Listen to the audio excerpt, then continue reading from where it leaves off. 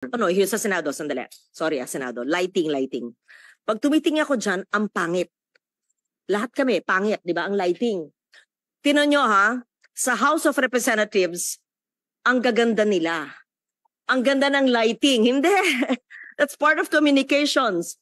Tanong nyo sa House, sa HOR, ano bang ginagawang lighting nila? Mayroon silang uplights. Magaganda. Lahat ng testigo nila, maski mga galit sila doon. Ang gaganda ng ilaw. Dito, maski na masaya kami, pangit kami. Bakit gano'n? Hindi naman kami pangit. Diba? Pero, sige. So, lighting. Sino bang in charge dito sa Senado? Okay, nagpapatawa lang ako. Okay, we can proceed. I apologize for being late and to finish. Thank you, Madam Chair. May I proceed? The succeeding 28. All right. The succeeding slides provide the projects, activities, and programs, POPs that have been implemented, our ongoing implementation, and those that are still to be implemented this quarter. Please show it on screen.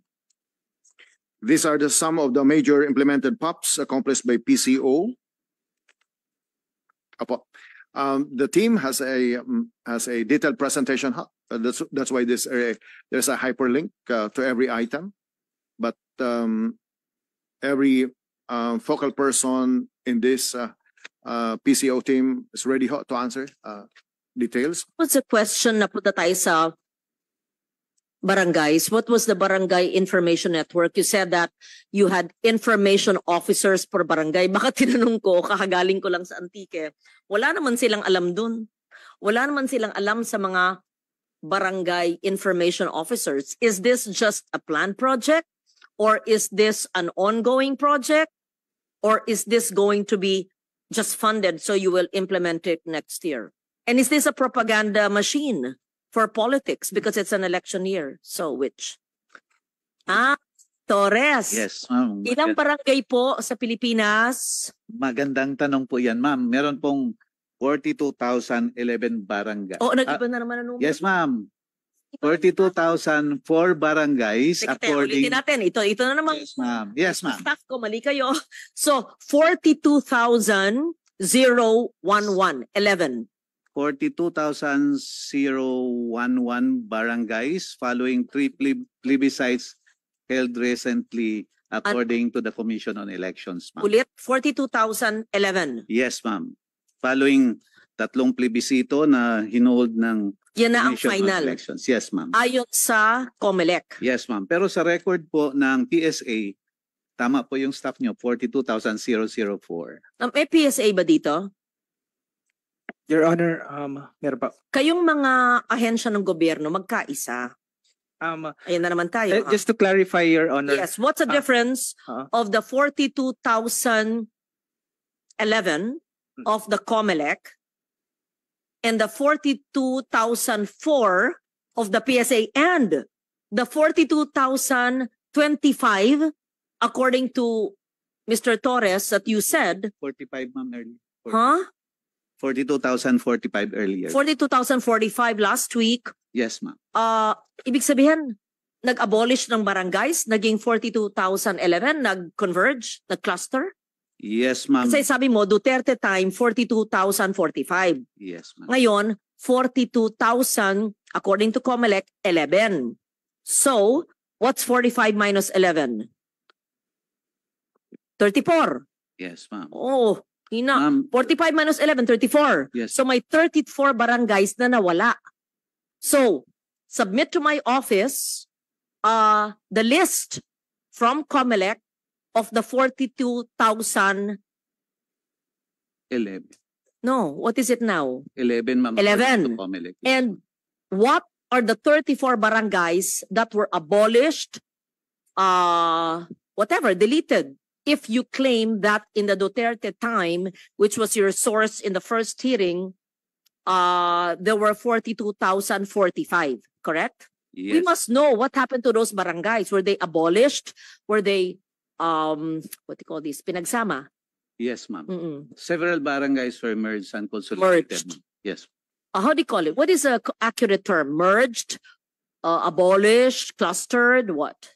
the term that was used, ma'am, was consolidated. Okay, consolidated. So, is it so this is what you need to give me.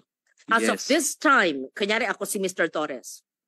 As of this time, this was my source. Duterte administration, this office. And show me the proof. It was 42,045. However, in the past years and to date, as of this day, according to this government agency, different from my first source of last week's hearing, it is 42,011. Ergo, the 34 barangays that we are looking for were consolidated into this barangay. So 34 ito, consolidated, therefore it became 42,011. Yun ang inaantay kong memo. Hindi naman nakabase ang approval ng buong PCO sa sagot mo na maayos. It's just one paragraph. Really?